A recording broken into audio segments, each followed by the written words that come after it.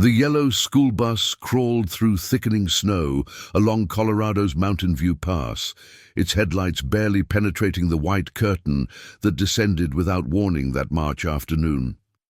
Inside, 23 high school choir students from Boulder's Lincoln High sang quietly, their voices harmonizing against the wind that battered the vehicle's metal frame with increasing ferocity.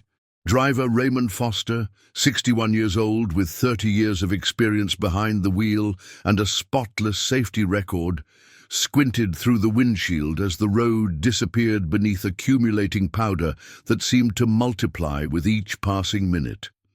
It was March 14th, 1992, and what should have been a routine 3-hour return trip from the state choir competition in Denver had become something else entirely, something that would haunt Colorado for more than 3 decades.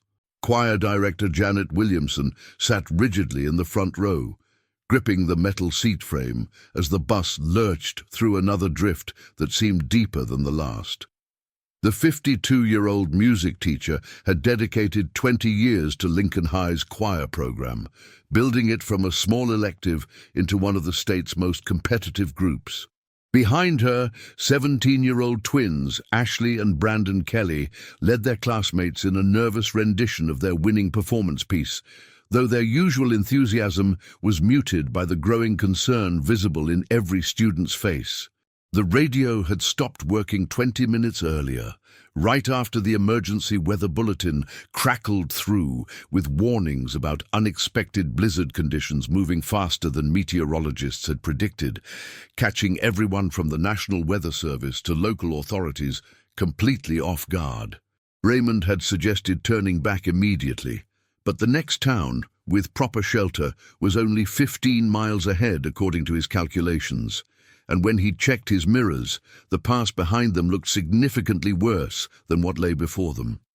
He'd made the decision to push forward, a choice that would be analyzed and questioned for decades to come.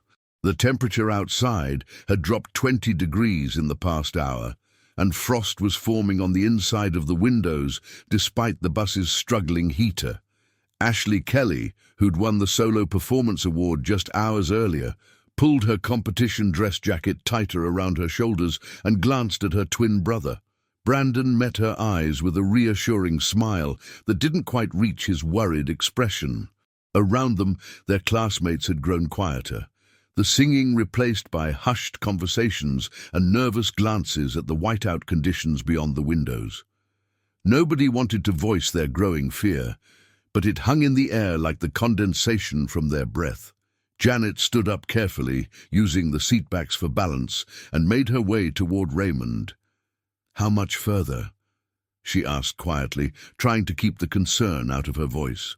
"Maybe 10 miles, he replied, though both of them knew that in these conditions, 10 miles might as well be 100. Before we continue with what happened that night, please take a moment to subscribe to the channel and drop a comment letting us know where you're watching from. Your support helps us bring these important stories to light and ensures we can continue investigating cases like this one. The bus rounded a particularly sharp hairpin turn, one of dozens that made Mountain View Pass both scenic and treacherous depending on conditions. Raymond felt the rear wheels slip sideways, and his experienced hands moved instinctively to correct the skid, steering gently into it rather than overcorrecting.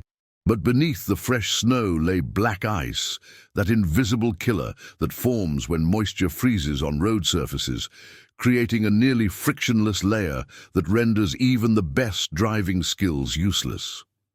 The bus fishtailed despite Raymond's careful corrections, and Ashley Kelly stopped singing mid-note as the vehicle tilted sideways at an angle that defied gravity for one suspended heartbeat. Janet lunged desperately for the radio microphone mounted near the driver's seat to call for help, her hand outstretched, but her fingers never reached it. The mountains swallowed them whole in that moment. The yellow school bus sliding off the road's edge and tumbling down a steep embankment shrouded in white. the sound of twisting metal and breaking glass muffled by wind and snow that fell harder with each passing second, as if nature itself wanted to erase what had just occurred, to bury the evidence of this tragedy beneath layers of winter's fury. The bus rolled twice, maybe 3 times. Survivors would later disagree in their journals about the exact number, before slamming into the bottom of a ravine with devastating force. The front section crumpled like paper, the impact killing Raymond Foster instantly as metal and machinery compressed into the space where he sat. But the rear 2/3 of the bus, while badly damaged, maintained structural integrity. When the violent motion finally stopped, leaving the vehicle wedged at a 45-degree angle between massive boulders and pine trees, 16 students and Janet Williamson were still alive, battered and bleeding but conscious. The sudden silence after the cacophony of the crash was almost worse than the noise had been. Then someone started crying, and that opened the floodgates. Panic spread through the damaged bus as students realized they'd just survived something catastrophic but had no idea what came next. Janet, despite a badly sprained wrist and possible fractured ribs that made every breath agony, took immediate control of the situation. Years of managing teenagers had taught her the importance of staying calm during chaos, and her voice cut through the panic with surprising authority. "Everyone stay still until we assess injuries," she commanded, her teacher voice automatically engaged, despite her own fear. Brandon Kelly had a deep gash on his forehead that bled profusely, and Ashley worked to stop it using her dress jacket while fighting back tears. 2 students in the middle section had broken bones, their arms bent at unnatural angles that made Janet's stomach turn. Several others had cuts from shattered window glass that glittered everywhere like deadly confetti. But miraculously, everyone in the rear section was alive and able to speak, to respond, to hope for rescue. Raymond's silence from the front, however, told its own story. When 2 of the older boys carefully made their way forward to check on him, they returned with faces drained of color, shaking their heads. Janet closed her eyes briefly, saying a silent prayer for the man who'd been transporting students safely for 3 decades until this unlucky moment. The immediate priority was survival. Janet organized the students with remarkable efficiency, considering the circumstances, assigning tasks that kept everyone focused and prevented panic from taking root. They needed to assess their situation, conserve warmth, and signal for help. The emergency exit door at the rear seemed like their best escape route, but when the strongest boys tried to force it open, it wouldn't budge more than a few inches.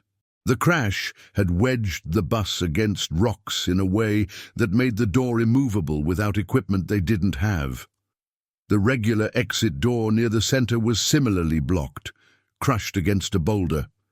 They tried breaking windows to climb out, and succeeded in shattering several, but the bus's position made it impossible to squeeze through without risking a fatal fall onto rocks below. Every potential escape route proved impossible, and the horrifying reality began to sink in. They were trapped in what was rapidly becoming a metal coffin. As daylight faded, though it was difficult to tell through the blizzard's perpetual twilight, the temperature inside the bus dropped steadily. Students huddled together for warmth, sharing the few jackets and blankets they'd brought for the trip. Janet led them in, singing to maintain morale and generate body heat, choosing upbeat songs from their competition repertoire. Ashley's solo voice wavered but held strong, and others joined in, their breath creating clouds in the freezing air. They had some snacks left over from the competition, candy bars, chips, a few bottles of water, but Janet rationed everything carefully, not knowing how long they'd need supplies to last. The question nobody wanted to ask hung in the cold air. Would anyone find them before it was too late? The blizzard showed no signs of stopping, and they were far from the main road, buried in a ravine that probably wasn't visible from above, even in clear weather. Brandon found a flashlight in the emergency kit, and its beam became their beacon of hope, in the encroaching darkness, though everyone knew the batteries wouldn't last forever. Search teams mobilized within hours of the bus, failing to arrive in Boulder as scheduled. Parents had gathered at Lincoln High School's gymnasium by 6 o'clock, initially making nervous jokes about traffic delays and extended celebration stops. But their laughter died as the clock ticked past 7, then 8, then 9 o'clock with no word. Police Chief Victor Ramirez, a 20-year veteran who'd handled countless emergencies, but nothing that involved this many missing children, coordinated with State Patrol and mountain rescue units, setting up a command center in the school's cafeteria where worried families could wait for updates. But the blizzard that had trapped the bus now prevented rescue efforts with its unprecedented intensity. Winds exceeded 60 miles per hour, creating whiteout conditions where visibility dropped to 0. Snow fell at rates of 3 to 4 inches per hour, accumulating faster than plows could clear roads. Helicopters couldn't fly in such conditions, and ground teams struggled to reach even the beginning of Mountain View Pass, with several rescue vehicles getting stuck in drifts themselves. Janet's husband, Robert Williamson, a geology professor at the University of Colorado, who'd spent his career studying mountain terrain and erosion patterns, became invaluable to rescue coordinators despite his emotional devastation.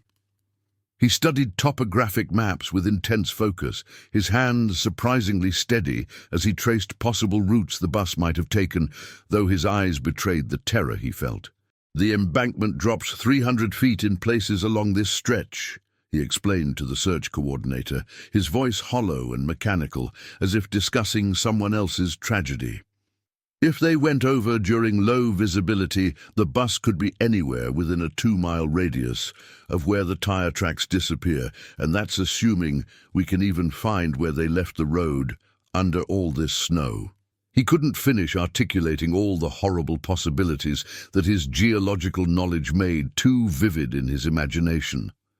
Beside him, Patricia Kelly clutched photos of Ashley and Brandon, her hands trembling so badly the images blurred. The twins had been late-in-life blessings for Patricia and her husband Daniel, born when they'd given up hope of having children. Now they might lose both children in one terrible moment, a thought so unbearable that Patricia's mind simply refused to fully process it. The storm lasted 4 days, setting records that meteorologists would study for years. When rescue teams finally reached Mountain View Pass on March 18th, working in temperatures that had moderated to a still dangerous 15 degrees, they found tire tracks leading to the edge of the road, partially filled with snow but still visible. Accident reconstruction experts determined that the bus had indeed left the road at the hairpin turn, but below, the forest stretched dense and silent, thousands of acres of pine and aspen covering whatever secrets the mountain held in its steep terrain. Search dogs, brought in with high hopes, picked up no scent trails through the overwhelming smell of pine and snow. Metal detectors swept the area methodically, but found nothing beyond old beer cans and discarded car parts from previous decades. It was as if the bus had vanished into thin air, taking 25 souls with it into some dimensional fold that made no logical sense.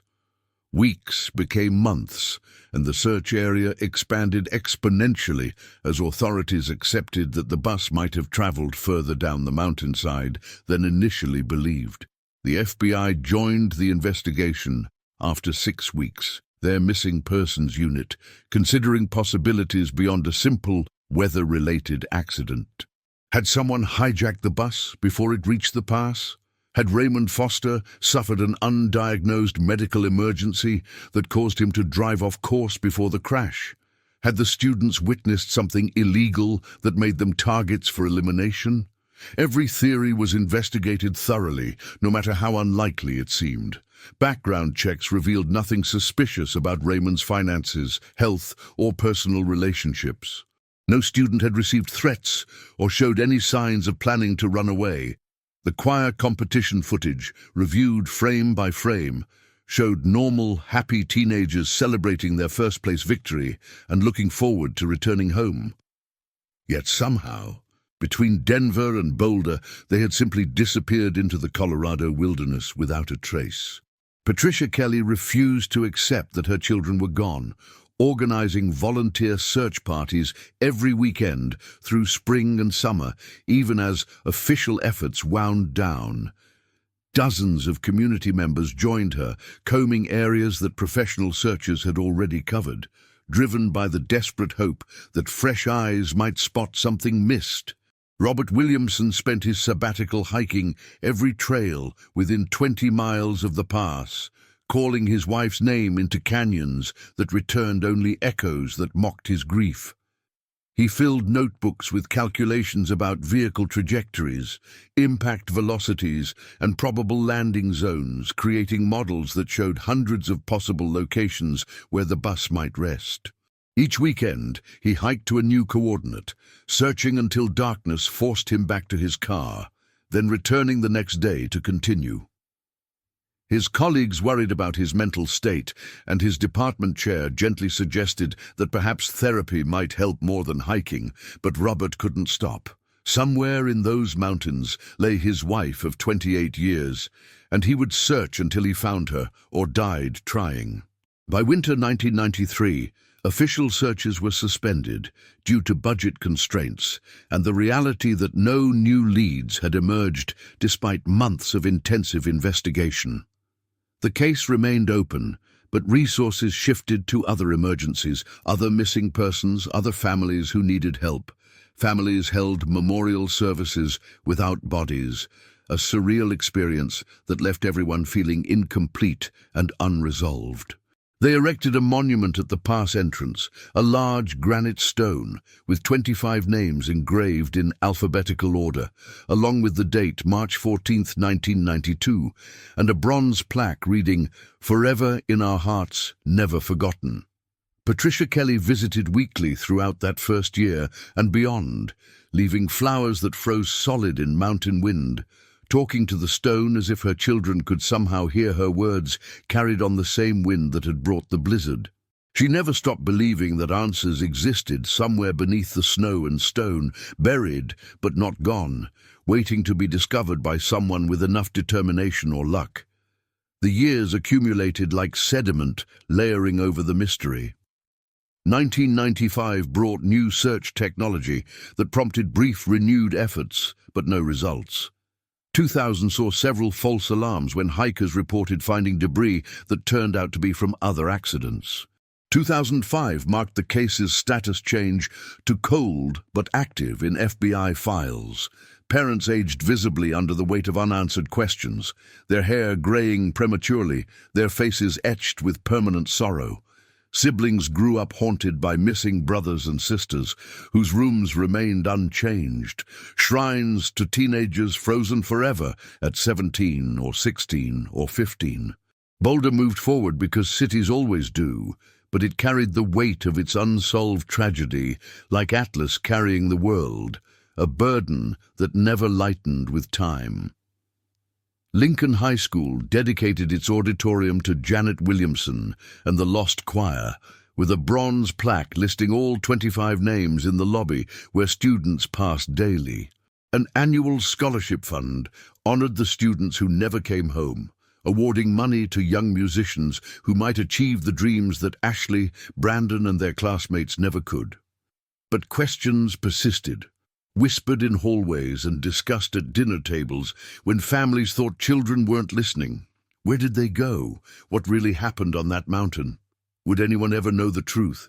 The mystery became part of Boulder's identity, mentioned in the same breath as the city's other historical moments. Tour guides pointed out the memorial to visitors.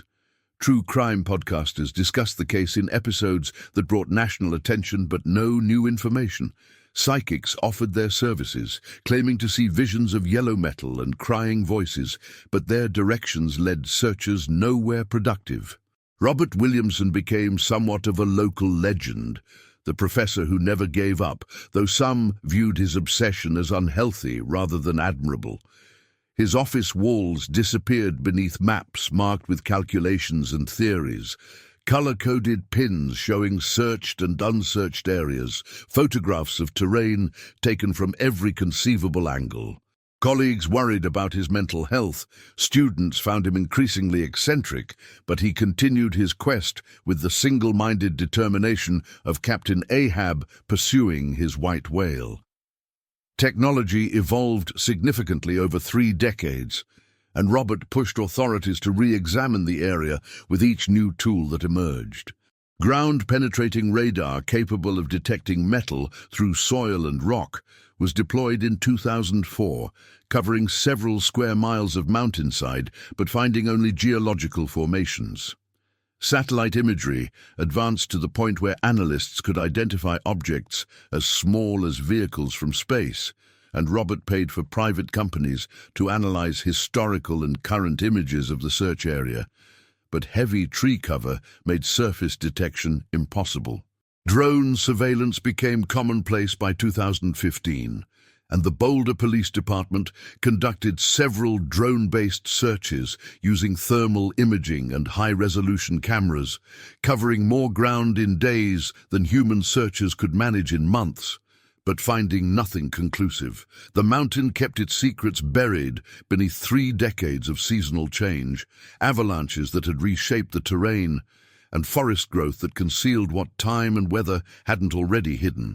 Hope dimmed, but never quite extinguished, sustained by people like Patricia and Robert, who couldn't accept that 25 lives could disappear so completely without leaving some trace of their existence. Then came October 2023, 31 years after the disappearance. Fall storms battered Colorado's western slope with unprecedented rainfall, the remnants of a Pacific hurricane that had somehow maintained its moisture all the way across California and into the Rockies. Meteorologists called it a once-in-a-century event, with some areas receiving more rain in 2 weeks than they normally saw in an entire year. The Roaring Fork River, which originated near Mountain View Pass and flowed westward toward the Colorado River, flooded its banks for the first time in 50 years. Mudslides closed highways, and the National Guard was called in to evacuate low-lying communities. When waters finally receded in early November, leaving behind debris fields of trees, rocks, and destroyed property, hikers found something wedged between boulders 30 miles downstream from the pass, half buried in mud and surrounded by other flood debris. A door, yellow paint still visible beneath rust and algae, and scratched into the metal surface, barely legible but unmistakable to anyone who looked closely. Names. Park rangers secured the area immediately, recognizing the potential significance of what appeared to be a very old school bus door covered in handwritten messages. They called the Boulder Police Department, which dispatched investigators who arrived with a mixture of hope and dread. The door measured approximately 40 inches wide and 72 inches tall, consistent with emergency exit doors installed on school buses manufactured in the early 1990s. Despite 3 decades underwater and exposed to Colorado's harsh seasonal changes, portions of yellow paint remained visible, along with black lettering that spelled "Emergency Exit" and "Push to Open." But what stopped everyone's breath and sent chills down experienced investigators' spines were the messages carved into the metal's interior surface. Names, dates, desperate words scratched by something sharp, a key, a belt buckle, a piece of broken jewelry, anything that could leave a mark on metal. The carvings were crude but deliberate, created by people who knew they were leaving final messages. Ashley Kelly, Brandon Kelly, March 15th, cold, water rising, please find us. Janet Williamson, March 16th, tell Robert I love him. God forgive me for not getting them home. The door contained 23 names total, each followed by dates ranging from March 15 to March 19th, 1992. Some entries were simple, just a name and date. Others contained brief messages. Mum, I'm sorry. Tell Dad I tried. We sang until the end. The final entry, barely visible in the door's bottom corner and written in a shaky hand that suggested someone near death, read simply, "We tried. We really tried. Goodbye. FBI forensic teams transported the door to their Denver laboratory within hours, treating it as the precious evidence it clearly was. Initial analysis confirmed the paint matched the specific shade of school bus yellow used by manufacturers in the early 1990s, and chemical testing dated it to approximately that period. The metal composition was consistent with emergency exit doors manufactured between 1989 and 1993, the exact window when Lincoln High's bus had been built. But the carvings required deeper investigation using techniques that didn't exist in 1992. Handwriting analysis experts compared the scratched letters to known samples from the victims, homework assignments, journals, letters that families had preserved like religious relics. Toolmark examination tried to determine what implements created the grooves and whether the varying depths suggested different carving tools or simply weakening strength as time passed. Most importantly, geologists studied the door to determine its journey from mountain to river to discovery point, creating models that would help search teams locate the source. Patricia Kelly, now 72 years old with arthritis-twisted hands and hair gone completely white, identified her children's handwriting immediately when investigators carefully showed her photographs of the carvings. "That's Ashley's A," she whispered, tracing the letter through the protective glass barrier with a trembling finger. She always curved it that way, ever since elementary school. She practiced her signature constantly, planning how it would look when she became a doctor. Patricia's voice broke on the last word, and her daughter, born 5 years after the twins disappeared, wrapped supporting arms around her. Robert Williamson, now 78 years old, and using a cane after 3 decades of hard mountain hiking had destroyed his knees, stared at his wife's final message for a full 5 minutes without speaking. When he finally read the words, "Tell Robert I love him," aloud, his voice cracked completely. His legs buckled, and investigators caught him before he fell, guiding him to a chair where he sat with his head in his hands, shoulders shaking with sobs that had been building for 31 years. The discovery reignited the investigation with resources and personnel unseen since the original 1992 search. If the door had traveled downstream, basic physics dictated that the bus must be upstream somewhere along the Roaring Fork's tributaries and feeder streams. Geological surveys mapped historical waterways, including seasonal streams that only flowed during spring snowmelt, identifying areas where March 1992's record snowmelt might have carried debris. The 1992 blizzard had dumped between 4 and 6 feet of snow depending on elevation, and that spring's runoff had been exceptional, with several tributaries flooding temporarily before receding. Could the bus have landed near such a seasonal stream, been gradually buried by sediment and debris over subsequent years, then exposed by this October's unprecedented flooding that eroded decades of accumulation? It was the first theory that made sense of why the bus remained hidden despite extensive searches. Search teams deployed with renewed purpose and modern technology that made the 1992 efforts look primitive by comparison. Helicopters equipped with LiDAR scanning and ground-penetrating radar surveyed the mountainside grid by grid, creating 3-dimensional maps that revealed subsurface anomalies. Divers explored deep pools along the river's upper reaches using sonar equipment that could detect metallic objects beneath sediment and rock. Excavation crews stood ready to dig wherever sensors detected metal anomalies of appropriate size and composition.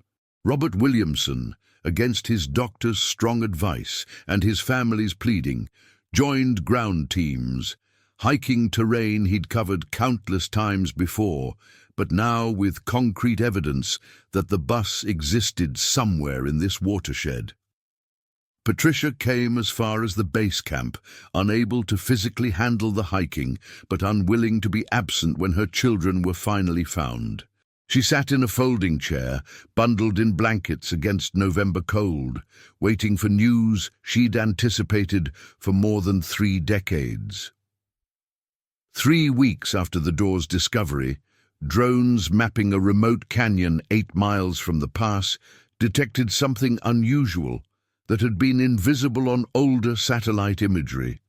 A depression in the forest floor, roughly bus-sized based on measurements, where trees grew shorter than surrounding growth and soil chemistry differed subtly from nearby areas. Geologists explained that disturbed soil and buried debris often affected plant growth for decades, creating patterns visible only through advanced analysis. Ground-penetrating radar confirmed a large metal object buried approximately 12 feet deep, consistent with gradual burial through accumulated sediment, avalanche debris, and organic matter. Excavation began immediately, with cameras documenting every layer of soil and rock removed, every artifact discovered, every moment of the careful archaeological process that would finally answer Boulder's longest-standing question. They found it on November 18, 2023, exactly 31 years, 8 months and 4 days after it disappeared. The yellow school bus, crushed and corroded by 3 decades underground, lay wedged in what had once been a ravine carved by seasonal water flow. The front end was demolished from impact, compressed to half its original length by the force of hitting massive boulders at the bottom of its tumble down the mountainside. But the rear section remained relatively intact, protected by the way the bus had landed and wedged between geological formations that prevented further crushing. The emergency exit door's frame stood empty, the door itself having been torn free by some combination of floodwater and time, sent on its downstream journey while the bus remained trapped in its earthen tomb. Decades of sediment and debris had buried it completely, layer upon layer of soil washing down the mountainside with each spring's snowmelt, creating a grave sealed by nature itself until unprecedented flooding reversed the process and exposed what had been hidden. Recovery was delicate, heartbreaking work that took days. Forensic teams documented everything before moving anything, creating detailed maps and photographs that would be studied for years. The position of seats, numbered and catalogued, the scattered belongings, each one a small tragedy, a competition medal, a stuffed animal someone had brought for comfort, notebooks filled with handwriting that would never finish their thoughts, and the skeletal remains of 25 people who had survived the initial crash, only to become trapped in a nightmare from which there was no escape.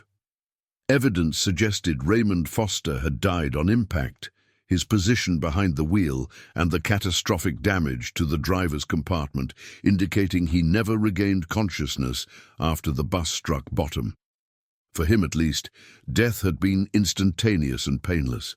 But the others had lived through the crash, and that knowledge made everything worse. The bus's interior told a story more devastating than anyone imagined, even those who'd spent years imagining worst-case scenarios.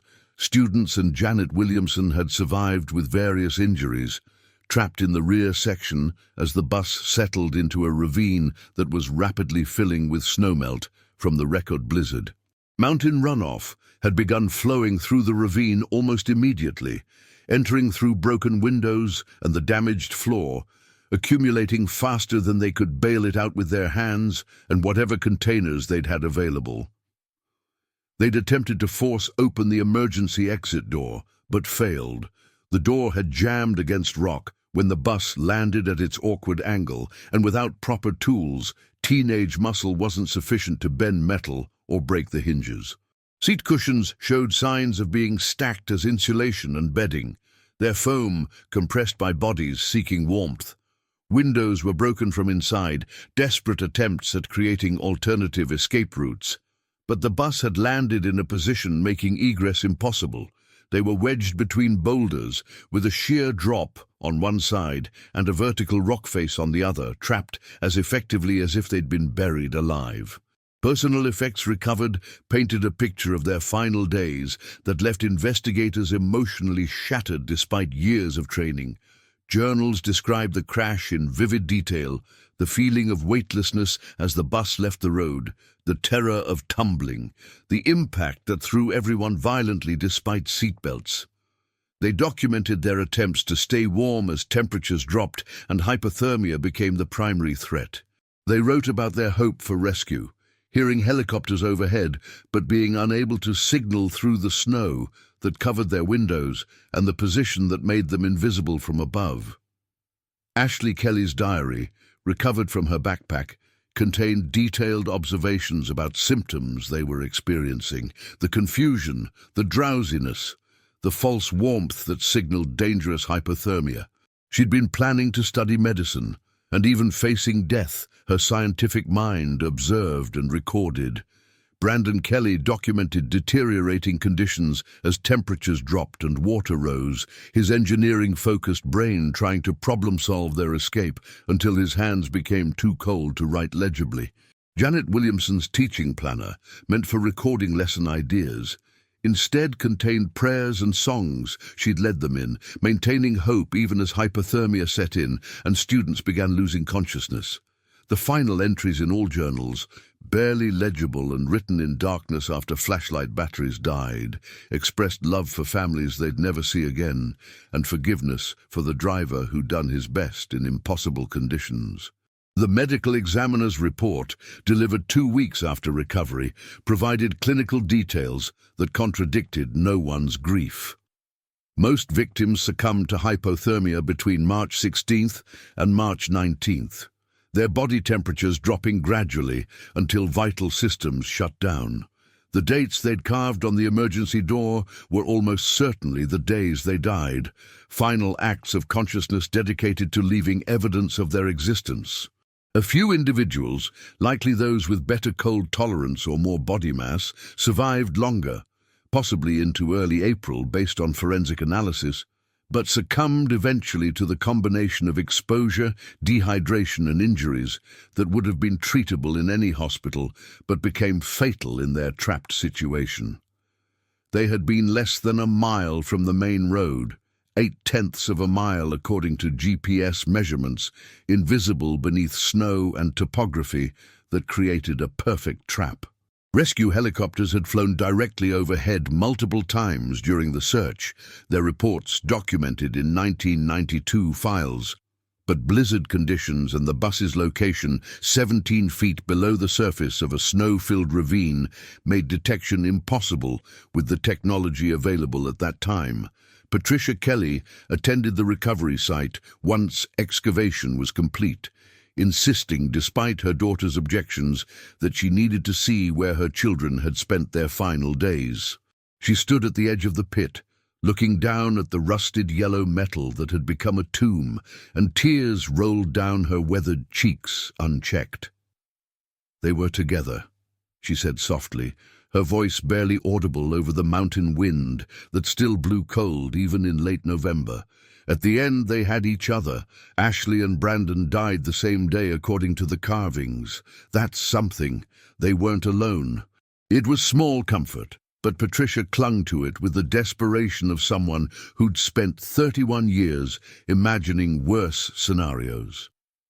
Robert Williamson stood beside the excavated bus, one hand placed gently on its rusted frame as if it were a gravestone, speaking to his wife as if she might somehow hear across 3 decades of silence. "I never stopped looking," he said, his voice breaking. "I kept my promise. I never gave up. I hope you knew that. Wherever you were. I hope you knew I would find you eventually." The discovery provided answers that families had desperately needed for 3 decades, but it also raised uncomfortable questions about search procedures, technology limitations, and the mountain's ability to conceal tragedy so completely. The 1992 search had been extensive by the standards of that era, involving hundreds of personnel and thousands of volunteer hours, but ultimately insufficient against nature's power and the specific circumstances that hid the bus so effectively. Could different search patterns have found them in time? Probably not, according to experts who reviewed the case. The combination of record snowfall, the ravine's location just off the most probable search corridor, and the rapid burial by debris made discovery within a survivable time frame nearly impossible with 1992 technology. Modern technology finally succeeded where human effort alone had failed, though it took an unprecedented flood to dislodge evidence that had remained hidden since the blizzard swallowed it whole. Some lessons are learned too late to help those who needed them, and Boulder would carry that knowledge as part of the tragedy's legacy. Boulder held a proper funeral on December 7, 2023, 31 years and 9 months after the bus disappeared. 25 caskets, some containing complete remains and others holding only partial skeletal elements and personal effects, lined the front of Boulder's largest church. 25 families finally able to say goodbye to complete rituals denied them for more than 3 decades. Thousands attended, including former students who had grown up with empty chairs in their classrooms and questions they could finally answer, but wished had remained mysteries. The high school choir, current students who hadn't been born when the original choir disappeared, performed Janet Williamson's favorite hymn with voices strong and clear, echoing across the ceremony in tribute to the teacher who dedicated her life to music and young people. Ashley Kelly's solo, the one that had won her the individual award on March 14, 1992, was performed by a senior with a voice eerily similar in tone and quality. Brandon Kelly's family commissioned a brass plaque for the school's music room, commemorating his dream of becoming a teacher, a dream that would never be fulfilled but could inspire others. Patricia Kelly placed flowers on her children's adjoining graves after the service, the first time in 31 years she could visit actual burial sites rather than an empty monument that marked nothing but absence. "Now I can rest," she said, though tears suggested peace remained distant and might never fully arrive. Some wounds are too deep to completely heal, and losing 2 children simultaneously creates a void that time might soften, but never fills. Robert Williamson stood before his wife's marker for nearly an hour after other mourners had left, remembering the woman who sang while cooking dinner and believed in her students' potential even when they doubted themselves. The geology professor, who had spent half his adult life searching through mountains, finally understood that some answers come not from maps and calculations, but from rivers that carry secrets downstream when conditions align perfectly, from floods that expose what decades of searching couldn't find. The yellow door, scratched with final messages that represented humanity's need to leave evidence of existence even in the face of death, was preserved in the Colorado History Museum after forensic analysis was complete. Visitors stood before it in silence, reading names and dates that represented lives cut short and families torn apart by a combination of weather, geography, and cruel timing. The exhibit included photos of all 25 victims, their achievements documented, Ashley's academic awards, Brandon's volunteer work, Janet's teaching commendations, and their dreams described in text, drawn from interviews with families and recovered journals. Ashley Kelly wanted to study medicine, perhaps become a pediatrician who worked with underprivileged communities. Brandon Kelly planned to become a teacher like Janet, specifically focusing on special education. Janet Williamson had been preparing her students for nationals, confident they would win and bring recognition to Lincoln High's program. Raymond Foster had 3 grandchildren born after his death, children who would never know the gentle man who'd safely transported thousands of students before that one tragic trip.